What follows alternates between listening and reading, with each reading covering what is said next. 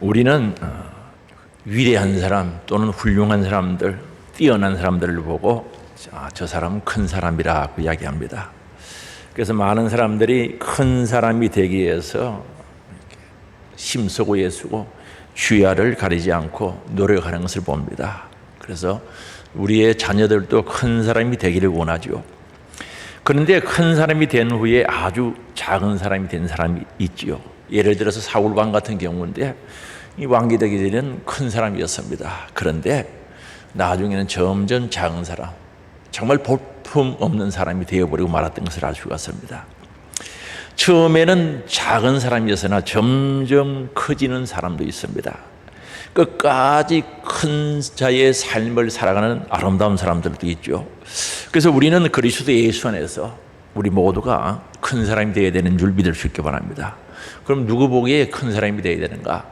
하나님 보시기에 큰 사람이 되어져야 합니다. 예수님께서 세례 요한을 가리켜서 여자가 낳은 자 중에 세례 요한보다 큰 자가 없다. 큰 사람이라는 거죠.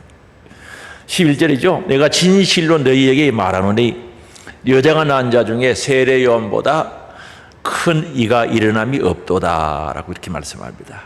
세례 요한은 예수님보다 6개월 먼저 오신 바로 구약시대 사람입니다. 여기서 여자가 낳은 자란 말은 구약시대 때 사람들을 가리키죠. 구약시대 때 사람들, 그 사람들, 특히 그들의 선지자, 그들 중에 세례 요한보다 더 큰 자가 없다라고 말씀하신 겁니다. 그러면 왜 예수님께서 이렇게 말씀하셨는가? 구약시대 때 훌륭한 선지자도 많았고 예언자들도 많았는데 왜 구약시대에 그 어떤 사람보다 세례 요한을 큰 자라고 이야기하고 있는가? 구약시대 때 많은 선지자들은 메시아죠. 예수 그리스도를 오심을 예언했습니다. 그리고 예언을 했지만 멀리서 바라보고 예언한 겁니다. 예수님을 직접 보고 함께 했던 사람들은 잘 없죠. 사도 바울도 믿음의 조상이었고 아주 선지자로서 유대인들이 인정하는 귀한 분이죠. 요한복음 8장 56절에 보면은 너희 조상 아브라함은 나의 때 볼 것을, 예수 그리스도 때 볼 것을 즐거워하다가 보고 기뻐하였느니라.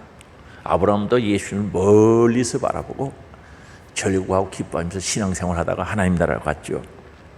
그런데 세례 요한은 구약시대 사람이었지만 예수님을 직접 보시고 그 다음에 그 예수님을 직시하시면서 메시아 길, 바로 예수 그리스도의 길을 예비한 선지자였다는 사실이죠. 그래서 요한복음 1장 29절에 보면 이튿날 요한이 예수께서 자기에게 나오심을 보고 이튿날 요한이 예수께서 자기에게 나오심을 보고 예수님을 보고 이르되 보라 세상 죄를 지고 가는 하나님의 어린 양이로다 라고 말씀하신 겁니다. 그래서 예수님을 직접 보고 세상 죄를 지고 가는 하나님의 어린 양이라고 소개했던 거죠. 그래서 예수님은 세례 요한이 구약의 사람들 중, 구약시대 사람들 중에서 가장 큰 자, 여자로부터 태어난 자 중에 가장 큰 자라고 평가하신 이유가 여기 있는 겁니다. 그래서 오늘 우리가 예수 그리스도를 본다는 것 중요하죠. 예수를 직시하시면서 바로 예수의 길을 예비하는 그 사역에 값지게 쓰임받았다는 겁니다. 그러면 우리가 예수의 길을 예비하는 특별한 직분 자체도 중요하지만 그러나 더 중요한 것은 요한에게 있어서 요한이 큰 사람이라고 평가받았던 그 이유 중에 하나가 뭘까요? 그의 진지한 태도, 진실한 사명 감당기죠. 바로 그의 그리스도에 대한 헌신된 삶 자체가 아주 큰 평가를 받았으리라고 생각되어집니다. 예수님을 보고 예수님을 직시하면서 예수 그리스도의 길을 예비했는데 그 예비한 그것도 중요하지만 헌신된 삶을 살았다는 거죠. 예수님의 오심에 대해서 모든 길을 준비하는 과정 속에서 철저히 준비하면서 충성했던 사람인 것을 알 수가 있습니다. 세례 요한은 태어날 때부터 특별하게 태어났죠. 출생부터 특별합니다. 직무를 감당하도록 사명받고 태어났습니다. 그래서 그 사명을 감당하기 위해서 세례 요한은 바로 낙타 가죽 옷을 입고 메뚜기와 석청으로 연명해 살았던 것을 알 수가 있습니다. 광야에서 기도하면서 석청, 돌에서 나는 꿀이란 뜻이죠. 자연상 꼴이었는 꼴입니다. 메뚜기 먹고 가죽 옷 입고 그냥 지냈던 겁니다. 그리고 죽음의 위협을 무릅쓰고 하나님 나라 복음을 전파했고 그 복음을 전하다 결국은 순교하게 됩니다. 이와 같이 헌신된 삶을 살았기 때문에 구약의 그 어떤 선지자보다 큰 자라고 하기도 합니다. 우리는 여기서 한 가지 깨달을 수 있는 게 뭡니까? 예수를 본다는 것 굉장히 중요하죠. 체험했다, 예수님을 만났다는 거죠. 오늘 우리는 예수 믿는 사람들은 예수님을 만났다, 똑같은 말입니다. 봤다, 체험했다는 말을 사용하죠. 예수님을 만난 거죠. 체험한 거죠. 그리고 그 체험도 중요하지만 정말 그 체험을 가지고 예수님의 길을 예비한다. 바로 구원의 사역에, 구원의 역사 속에 서임받는 모습이 아름답다는 거죠. 그래서 오늘 예를 들어서요, 목사나 선교사라는 이름, 그 특별한 직분 자체가 중요한 게 아니다는 거죠. 어떤 사람을 평가할 때 그 직분 자체를 평가하는 게 아니죠. 그 직분 자체가 아니라 그가 어떻게 살았는지, 어떻게 헌신된 삶을 살리고 충성했고 하나님 나라를 확장하는 일에 귀하게 쓰임받았는가, 그게 평가의 대상이 될 수밖에 없죠. 오늘 우리도 마찬가지입니다. 내가 교회 안에서 어떤 직분을 맡았는가, 그거 중요할 수도 있습니다. 그러나 그 직분의 관계보다도 더 중요한 것은 내가 그 직분을 가지고 어떻게 살았는가, 어떻게 그 직분을 감당했는가, 어떻게 충성했는가, 어떻게 헌신의 삶을 살았는가, 더 중요한 줄 아시기 바랍니다. 그래서 우리는 예수 그리스도께서 어떻게 헌신을 했는가, 그게 어떻게 보면 평가의 기준이, 대상이 될 수가 있고 기준이 될 수도 있는 겁니다. 그래서 오늘 우리 직분 자체가 평가의 대상이 아니라 헌신된 삶이 평가의 대상이다는 것을 인식할 수 있기를 바랍니다. 그리고 예수님께서 계속해서 말씀하시기를 천국에서는 극히 작은 자라도 그보다 크니라고 말씀하고 있습니다. 오늘 11절 후반부에 보면 말씀합니다. 그러나 천국에서는 극히 작은 자라도 그보다 크니라. 여기 극히 작은 자라고 그랬어요. 이 말은 나이가 어리다는 뜻도 됩니다. 가장 보잘것없다는 뜻도 되고요, 형편없는 사람이란 이런 의미도 있습니다. 극히 작은 자, 형편없다는 거죠. 보잘것없다는 거죠. 아주 어리다는 것, 철이 없다는 이런 뜻도 됩니다. 그렇다면 왜 예수님께서 천국에서 가장 작은 자가 그보다, 세례요한보다 크다라고 말씀하고 있는가? 중요하죠. 세례요한은 앞에서 말씀드린 대로 구약시대 마지막 정점에 살았던 사람입니다. 마지막 정점에 살았던 사람입니다. 예수님 오시기 전까지 사람들은 모세의 율법 아래 살았던, 율법을 붙잡고 살았던 사람들입니다. 그 사람들을 예시대의 사람이라고 이야기하죠. 다른 말은 구약시대의 사람이라고 이야기합니다. 그럼 세례 요한이 그 예시대의 정점에 서 있던 사람이죠. 예수님보다 6개월 일찍 오셨으니까 바로 구약시대 마지막 지점에 살고 있었던 사람이 바로 세례 요한입니다. 이 세례 요한은 예수님께서 구약시대 그 어떤 사람보다 크다고 했는데 육신의 몸을 입고 오신 예수님을 보았다는 거죠. 직시했다는 거죠. 그 길을 예비했는데 그는 그것으로 만족했던 겁니다. 그래서 예시대, 구약시대 그 많은 사람들 중에 세례 요한이 가장 크다고 한 것은 예수님을 보고 예수의 길을 예비하고 예수의 길을 예비하는 그 일에 헌신된 삶을 살았기 때문에 그렇습니다. 그래서 예수님도 인정하죠. 여자가 낳은 자 중에, 여자로부터 태어난 자 중에 구약시대 그 어떤 사람보다 세례 요한이 크다라고 이야기했습니다. 그러나 예수님이 오심으로 새 시대가 열린 거죠. 우리는 신약 시대라고 이야기하죠. 오늘 말씀에 보면은 그러나 천국에서는 극히 작은 자라도 천국이라고 말씀하고 있습니다. 복음이 선포되어지고 하나님 나라가 시작된 겁니다. 세례 요한이 회개하라, 천국이 가까웠다. 하나님 나라가 가까웠다. 우리 예수님도 마찬가지죠. 회개하라, 천국이 가까웠다. 예수님이 오시고 복음이 선포되고 천국이 시작된 겁니다. 하나님 나라가 열리게 된 거죠. 다시 말하면 예수님이 이 땅에 오셔가지고 온 인류의 죄를 대속해 주시기 위해서 십자가에 죽으셨죠. 정말 머리에 가시관, 양손에 양반에 못 박히고 옆구리에 창 찔리고 온몸에 채찍 맞은 상태에서 나의 죄값을 치러주시기 위해서 십자가에서 죽으셨던 거죠.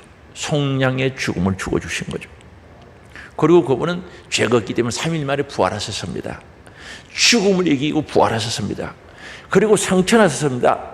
상천하실 때 내가 귀한 것을 보내주겠다, 보혜사 성령을 보내주시겠다고 말씀하셨고, 정말 그 약속대로 마가의 다락방에서 120문도가 오로지 전혀 기도에 힘쓸 때 성령 충만한 역사가 일어난 거죠. 다시 말하면 신약의 성도, 새 시대의 성도, 하나님의 나라를 가진 자들은 이 놀라운 은혜를 경험한 자들이죠. 구약 시대의 사람들이 맛보지 못한 은혜를 경험했던 사람들이라는 거죠. 그래서 오늘 저와 여러분은 부활하신 우리의 예수님, 구세주, 생명의 주 되신 예수님을 우리 안에 영접 모시고 사는 자들이기 때문에 큰 자라는 거죠. 구약 시대의 그 어떤 사람보다 큰 자였던 세례 요한보다 오늘 하나님 나라 안에서 우리를 가장 큰 자라고 부르는 것은 예수님을 모시고 살고 있기 때문에 큰 자라는 거죠. 엄청난 사건이죠. 오늘 우리가 하나님을 내 안에 모시고 산다. 예수의 영, 그리스도의 영, 주의 영, 성령, 하나님의 신, 그 하나님을 내 안에 모시고 산다는 것은 엄청난 사건이라는 거죠. 그래서 구약의 그 어떤 사람보다 세례 요한이 크지만 그 세례 요한보다도 하나님의 나라에서 가장 비천한 자, 가장 작은 자도 세례 요한보다 크다는 거죠.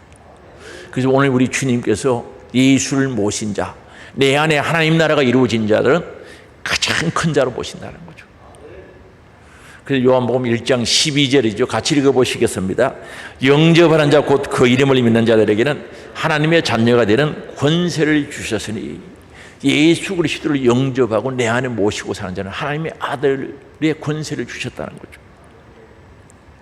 바로 예수님께서 이 땅에 오심으로 새 시대가 이루어졌고, 새 시대는 곧 하나님 나라가 이루어진, 하나님 나라가 역사하는 그 시대 속에서 우리는 예수님을 모시고 예수 그리스도를 왕으로 모심으로 말미암아 내 안에 하나님 나라가 이루어졌고 하나님을 모신 자가 되었다는 거죠. 바로 이 놀라운 복음을 경험하게 된 사실에 대해서 말씀하고 있습니다. 그래서 오늘 우리가 예수님이 이 땅에 오셔서 예수님을 내 안에 모시고 정말 사랑하는 큰 체험을 하게 된 거죠. 예수 믿는 것은 특별하죠. 세상 사람은 어떻게 보는지 모르겠습니다만 저는 예수 믿는 사람은 특별한 은혜를 받고 복을 받은 사람이죠.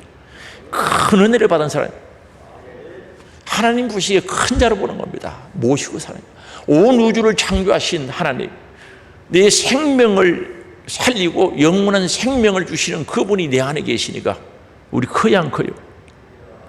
엄청나게 큰 겁니다.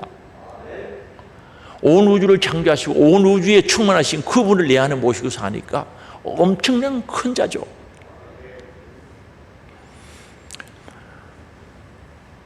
그래서 오늘 우리를 가리켜서 하나님 나라에서는 극히 작은 자라도 세례 요한보다 크다라고 말씀하신 겁니다. 다시 말씀드리면 세례 요한은 구약 시대 때 사람으로서는 큰 자였던 거죠. 왜요? 예수를 보고 예수의 길을 예비하고 그 길에 헌신한 자 서임 받았기 때문에 그렇습니다. 그러나 신약 시대, 새 시대 예수 그리스도를 모시고 사는 우리들은 세례 요한보다 더 크다고 한 것은 온 우주를 창조하시고 온 우주에 충만하신 그 예수 그리스도를 내 안에 모시고 살아가기 때문에 큰 자가 된 줄 믿을 수 있게 바랍니다.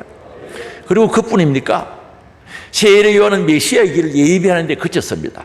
그런데 복음을 경험한 자, 우리 안에 하나님의 나라가 이루어진 자들에게는 이 복음을 땅 끝까지 전하라는 예수님의 지상 명령을 받은 자들이죠.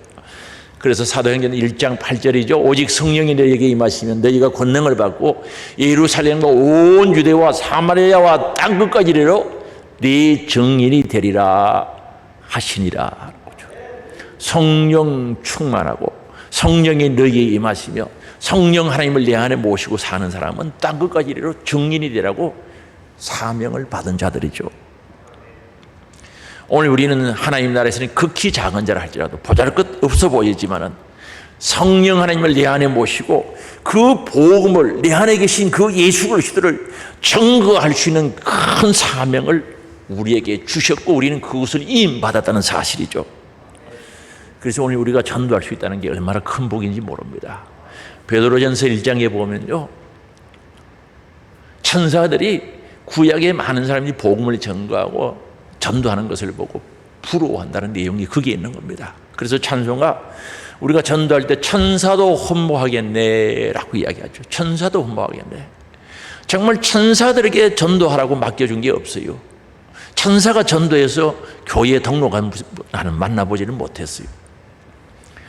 우리 인간의 천하보다 귀한 생명을 살리고 영혼 구원하고 이 구원의 사역에 우리 사람들이 동참할 수 있도록 우리들에게 사명을 주신 줄 믿을 수 있기 바랍니다. 엄청난 사건이죠. 전도할 수 있는 사명, 영혼 살리는 사명, 하나님 나라 확장하는 이 일에 값지게 쓰임받을 수 있도록 우리 사람들에게 사명을 주셨다는 거죠. 그래서 이 복음을 전할 수 있다는 것은 복 중에 복이죠. 정말 천사들이 부러워하는 흠모할 수밖에 없는 이 복을 우리는 받은 자인 줄 아시기 바랍니다. 그래서 오늘 내 안에 부활하신 예수 그리스도, 내 안에 생명의 주가 되신 예수를 하나님을 모시고 사는 자는 큰 자들이죠. 세상 사람들이 혹 작아 보인다고 평가할지 모르지만 그러나 예수를 모신 자는 큰 자입니다. 옷이 좀 흐물흐물하게 입었어요. 남루한 옷을 입고 그렇게 가는데 양쪽 주머니에 여기에 1억, 여기에 1억, 뒷주머니에 1억 한 4억쯤 가지고 다니면 그 사람이 의기소침할까요? 담대할까요?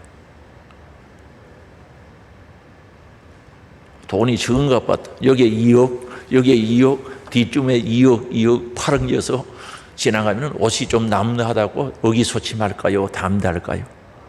담대하죠. 담대한 건 맞죠? 돈이 조금 더 였죠. 여기에 3억. 그게 문제가 아니죠. 오늘 살아계신 하나님을 알고 그분을 인격적으로 받아들인 사람, 정말 내 안에 계신 하나님이 어떤 분인지, 그 성령의 주의 영이 어떤 분인지 알고 확신한 사람은 담대하다니까요. 우리 예수님은 큰 자로 보고 계시다는 사실이죠. 그래서 오늘 우리는 신앙생활 하면서 중요한 게 뭔가? 내 안에 계신 예수님을 확인하고 살아가야 된다는 거죠. 확정하면서 살아가야 된다는 거죠. 제가 물어볼게요. 여러분 예수님 계세요? 어디 계세요? 집에 계세요? 내 안에 계신 예수님을 확신하고 확정해야 된다는 거죠. 계신의 성령이, 주님이 내 안에 계시는 거예요. 그래서 고린도후서 13장 5절이 중요하죠. 같이 읽어볼까요? 너희는 믿음 안에 있는가? 너희 자신을 시험하고 너희 자신을 확정하라. 예수 그리스도께서 너희 안에 계신 줄을 너희가 스스로 알지 못하느냐? 그렇지 않으면 너희는 버림받은 자니라. 너희는 믿음 안에 있는가? 너희 자신을 시험해 보라는 거죠. 그리고 너희 자신을 확정하라는 거죠. 확인하고 증명해 보라는 겁니다.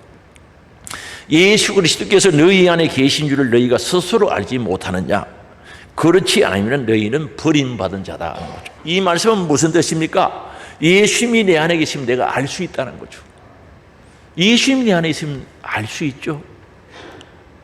A가 이제 임신하게 되면은 여자분들은 알아요, 몰라요? 알죠? 그 육적인 감각으로 알 수가 있는 거죠. 내 안에 예수님이 계신 우리는 알고 있어요. 알 수가 있다는 거죠. 그럼 예수님이 내 안에 계시다면 특징이 있는데 그게 뭔가? 구원의 즐거움이 있다는 거죠. 예수님이 내 안에 계시면 구원의 즐거움이 있게 돼서 구원받은 사실이 기쁘단 말입니다. 즐겁단 말입니다.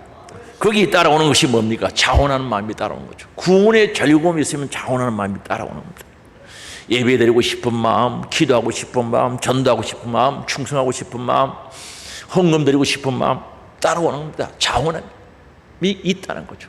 오늘 신앙생활은요, 자원함으로 해야 행복합니다. 억지로 하면 힘들어요. 새벽 기도도 억지로 나와요. 얼마나 힘들겠어요. 아이고 한숨 더 잤으면 좋겠는데 뭐 한숨만 더 자겠어요? 2숨 3숨까지 더 자지. 그러나 자원함이 있으면 새벽기도 나오는 게 즐겁지요. 기도 생활이 즐겁지요. 구원의 즐거움이 있으면 당연하게 자원함이 따라오게 돼 있다는 거죠. 그런데 지금 내가 억지로 하고 있다. 주일 예배 억지로 나온다. 충성 억지로 하고 있다. 그렇다면 우리 확인해 봐야 되는 거. 내 안에 구원의 즐거움이 있는가 없는가 확인해 봐야 된다는 겁니다. 다윗이요, 우리의 아내를 범죄하죠. 죄를 짓고 난 뒤에 구원의 즐거움이 사라져 버렸어요. 그래서 시편 51편 12절에 보면은 다윗이 회개하면서 기도를 하는데 주의 구원의 즐거움을 내게 회복시켜 주시고 잃어버렸다는 거죠. 죄를 짓고 내 안에 죄 문제가 해결되지 아니하면은 구원의 즐거움이 도망가 버리는 거예요. 만약에 오늘 구원의 즐거움이 없다면은 확인해 봐야 된다는 거예요. 어떻게? 다윗처럼 죄가 있거나 죄 문제를 해결하지 못했거나 문제가 있다는 거죠. 자원하는 심령을 주사 나를 붙들어 달라는 거죠. 신앙생활이 자원함으로 스스로 하고 싶어서 해야 힘이 있고 즐거움이 있지. 그래서 다윗은 이게 없어지니까 미칠 것 같거든요. 나를 붙들어 달라는 거죠. 예절한 기도를 드리죠. 성령님이 내 안에 계시면 구원의 즐거움이 있어요. 자원하는 마음이 있거든요. 예수님 계시죠? 구원의 즐거움이 있죠? 대답이 좀 그러네요. 구원의 즐거움이 있으면 예배, 기도, 충성의 삶이 자원해서 하게 되는 겁니다. 그리고 내 안에 성령님이 계시면요, 감사함이 있거든요. 그죠? 감사. 온 우주를 창조하시고 온 우주에 충만하신 그 예수를 모시고 산다는 것도 얼마나 감사합니까? 죄사함 받음에 대한 감사, 구원받음에 대한 감사, 하나님의 자녀로 삼아주시고 하나님을 아바 아버지라고 부르시도록 해주심에 대한 감사, 신분과 소속을 바꿔주신 하나님은 내가 감사하지 않습니까? 우리 신분이 달라진 거죠.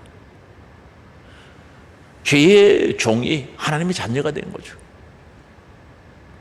소속이 달라졌죠. 마귀에게 소속돼서 지옥 갈 사람이 우리 하나님께 소속이 돼서 하나님 계신 천국에 갈 수 있도록 허락해 주시니까 달라진 건 아닙니까?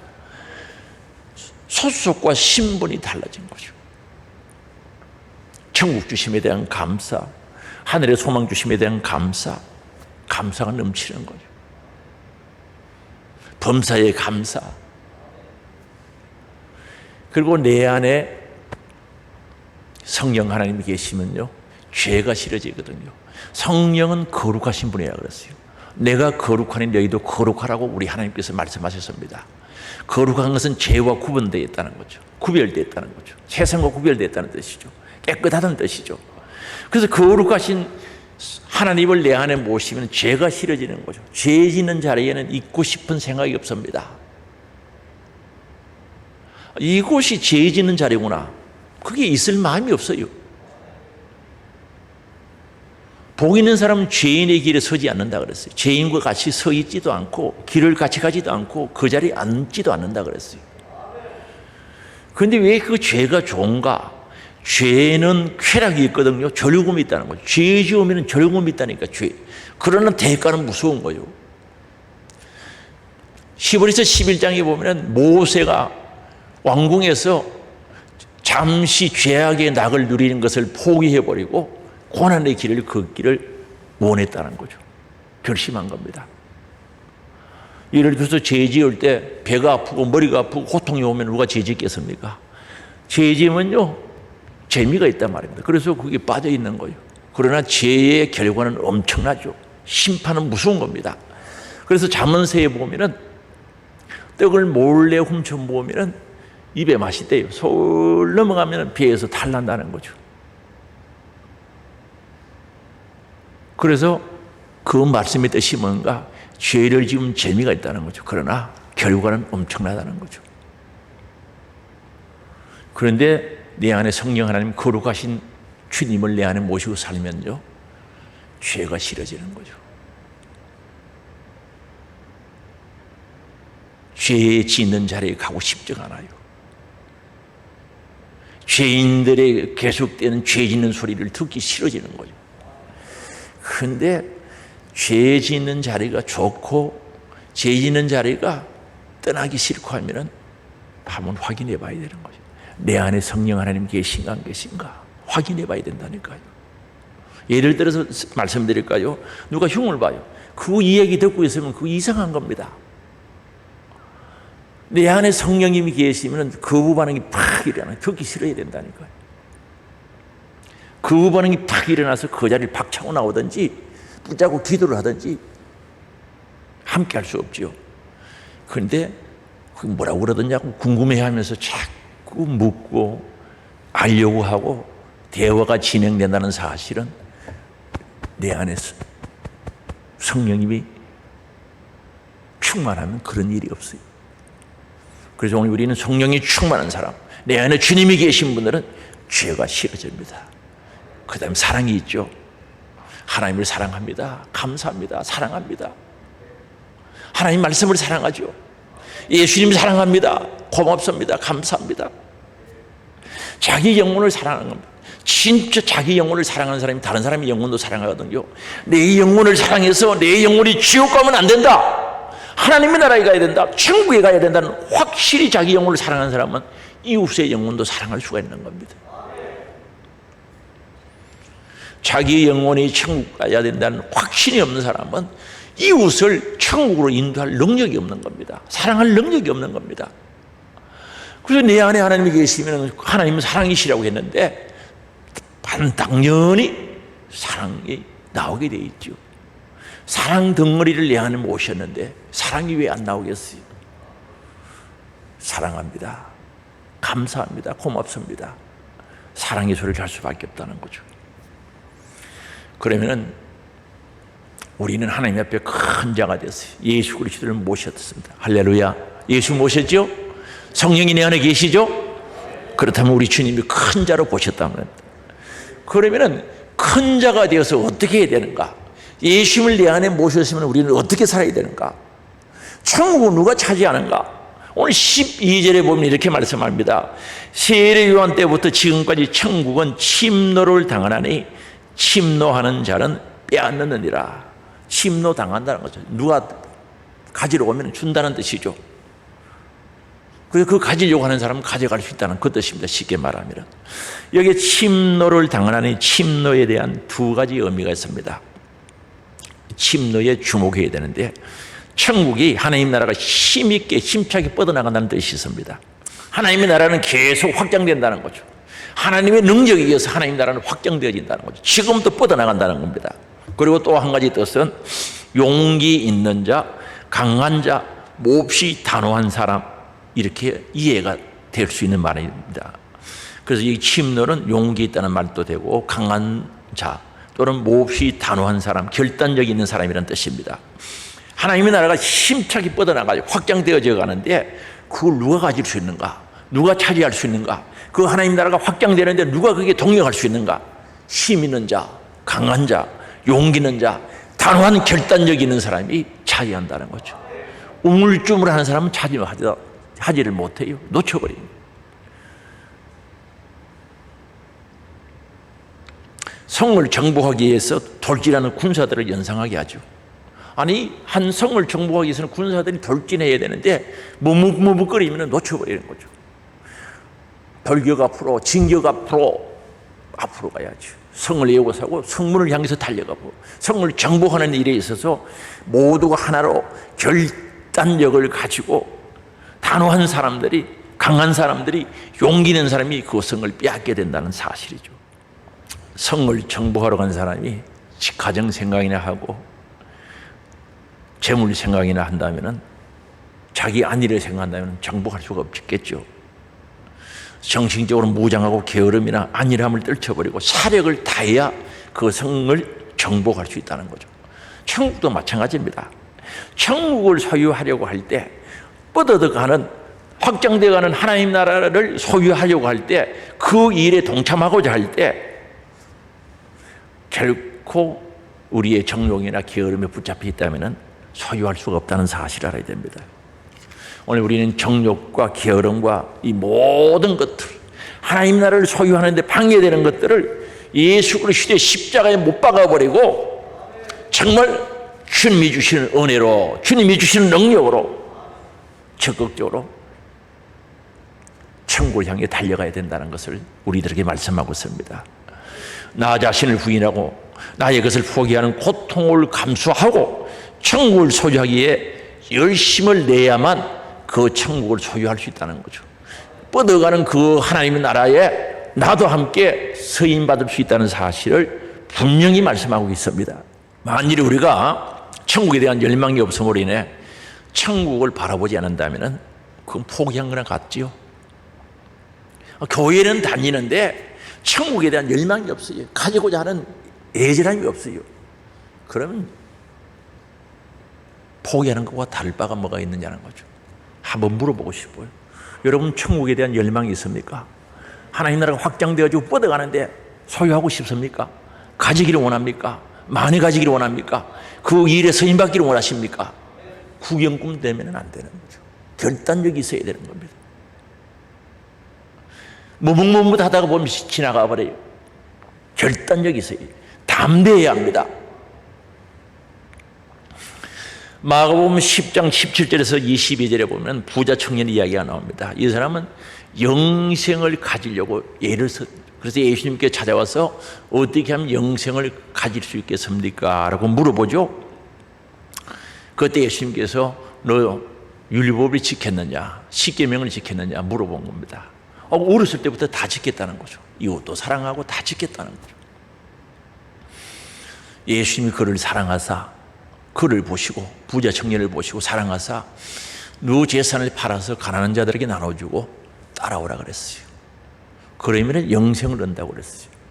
근데 이 부자 청년은 재산이 많은 거로 고민하면서 근심하면서 슬픔을 뜨고 가버렸다고 이야기하죠. 그럼 영생을 얻으려고 왔어요. 하나님의 나라를 얻으러 왔는 그가 왜 포기하고 돌아서 갑니까? 근심하면서 슬픈 기색을 띠고 갔다고 그랬거든요. 왜 그렇게 갑니까? 세상에 가지고 있는 재물을 포기해야 하나님의 나라를 영생을 가지는데 포기하지 못하니까 가지지는 못하는 거예요. 오늘도 마찬가지입니다. 하나님의 나라 영생을 가지기를 원하는데 아직도 포기하지 못한 것들이 있다면 그 포기해야 가질 수 있습니다. 결단력이 있어야 된다. 단호한 결단력이 있어야 된다는 거죠. 그걸 아직도 포기하지 못하고 붙잡고 있으면 안 되는 거죠. 그래서 하나님보다 더 사랑하는 것들 아직도 붙잡고 놓치지 못하면 그 포기해야 되는 거예요. 포기해야 하나님 나라를 얻을 수 있다는 거죠. 그래서 천국은 누구에게나 열려져 있습니다. 누구에게나 기회가 있습니다. 그러나 천국을 찾지 않고 가지려고 하지 않는 자들에게는 열려 있는 것이 아니다는 거죠. 열려 있어도 가질 수가 없다는 사실을 우리는 알아야 됩니다. 그래서 천국은 침노하는 자가 가지게 되어 있습니다. 천국은 오늘도 침노를 당한다 그랬어요. 달라고 하면 주고 빼앗아가려고 하면 빼앗긴다는 거죠. 그럼 누가 가져가는가? 침노하는 자가, 가지려고 하는 자가 가져간다는 거죠. 그렇습니다. 오늘도 누구에게나 주시기를 원합니다. 다 오라 부르고 계십니다. 와야지요. 가지려고 하는 자들이 가져간다는 거죠. 구경꾼들은 가져가지 못합니다. 멀리서 바라보고 구경하는 사람들은 가질 수가 없는 겁니다. 그래서 오늘 신앙생활을 안일하게 하시는 분들이 더러더러 있다고 볼 수 있죠. 그저 교회만 슬슬 다니면 되는 줄 알아요. 안일하게. 그래서 뒷짐지고 구경꾼들이 많아요. 구경꾼들. 어떻게 하나 구경꾼들. 거기서 벗어나야 됩니다. 적극적이고 결단적이게 행동을 옮겨야 된다는 거죠. 배고픈 사람에게 밥을 주는데 구경만 하면 되겠습니까? 뛰어가서 먹어야죠. 천국은요, 100만 명 중에 한 사람이 간다고 하면 내가 가야지. 천국을 아니면 양보할 생각이 없는 겁니다. 무슨 천국을 양보해? 몰라서 그렇지. 천국과 지옥을 아는 사람은 그게 양보되는 게 아닙니다. 그래서 순교하면서 천국을 차지하려고 하는 것은 그만큼 귀하기 때문에 그렇게 한단 말입니다. 1000만 명 중에 한 사람이 간다고 하면 내가 가야지 그게 어떻게 양보가 됩니까? 그러니까 침노를 당하는데 침노하는 자가 가져간다는 거죠. 그래서 문을 끊임없이 두드릴 때 두드리는 자들에게 열리게 되어 있고 금맥을 찾아 나서는 자들에게 금광을 발견하게 되는 겁니다. 그러므로 성도 여러분, 우리 사랑하는 성도 여러분, 우리는 천국을 소유하기에 강한 열정을 가지고 힘쓰고 애쓰는 자가 되어야 된다는 거죠.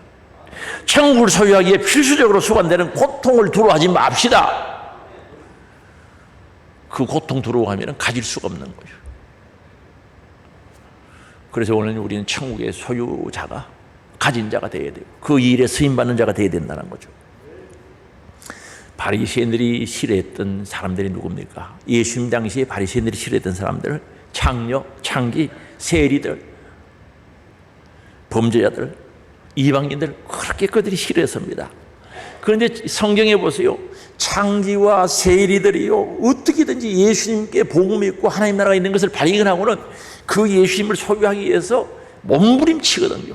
친구로부터 외면, 단절당하고 사람들에게 손가락질 당하고 온갖 모욕을 당하면서도 그 예수님 놓치지 않으려고 가슴을 치면서 기도하면서 살려달라고 간구하지 않습니까?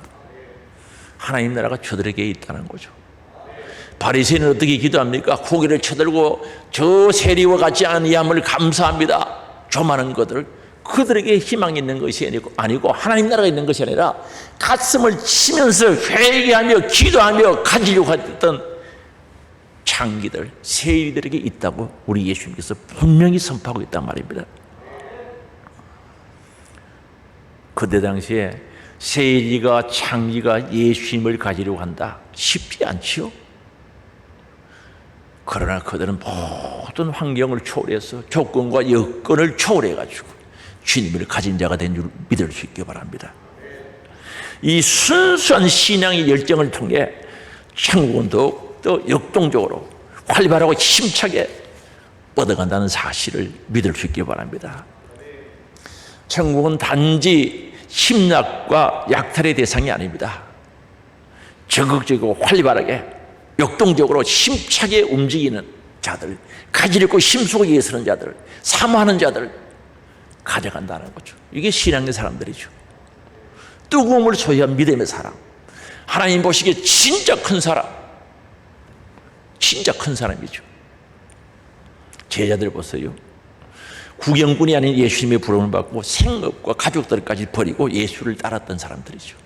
그물을 버리고 배를 버리고 가족을 버리고 예수를 따랐던 사람, 제자들이죠. 진주 장사 보세요. 값진 진주를 구하는 장사와 같으니 하나님 나라는 그와 같다는 거죠. 그래서 값진 진주를 구하려고 돈 보따리 들고 여기저기 다니지 않습니까? 값진 진주를 구함에 전 재산을 딱 투자해서 가져버렸던 거죠. 진주 구하는 장사죠. 그게 뭐뭐뭐보다 할 시간이 됐습니까? 진짜 값진 진주를 만났는데, 정말 우리에게 영원한 생명을 주신 진주 대신 예수 그리스도를 만났는데 뭐부터 하고 있어요. 단호한 결단력이 필요하지. 진주를 구하는 장사죠. 120문도 보세요. 성령 충만하기를 얼마나 사모했습니까? 떠나지 말라, 예루살렘을 떠나지 말라, 내가 약속하신 것을 너희에게 보내주겠다는 거죠. 그 약속의 말씀을 붙잡고 120문도가 오로지 전혀 기도에 힘쓰는 모습, 마가의 다락방에서 이루어졌을 때 열흘 만에 성령 충만한 역사가, 저는 무한 역사가 일어난 줄 믿을 수 있기 바랍니다. 놀라운 역사가 일어난 거죠. 그리고 전도자들 보세요. 한 영혼 살리려고 지옥 가는 영혼 불쌍해서 그들 그리스도께로 인도하여 천국 가게 하려고 산을 넘는 고생을 하죠. 강을 넘는 고생을 하죠. 산을 넘고 강을 건너 한 영혼 살리려고 영혼 찾아다니는 그 발걸음, 주님 귀하게 보시죠. 왜 그들이 그렇게 합니까? 천국을 차지하려고.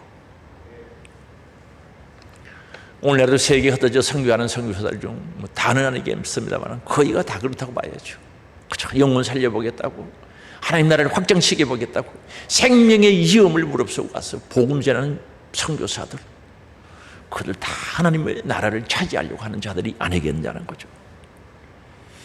사랑하는 성도 여러분, 저와 여러분들, 우리들은요 세례 요한보다 크다 그랬어요.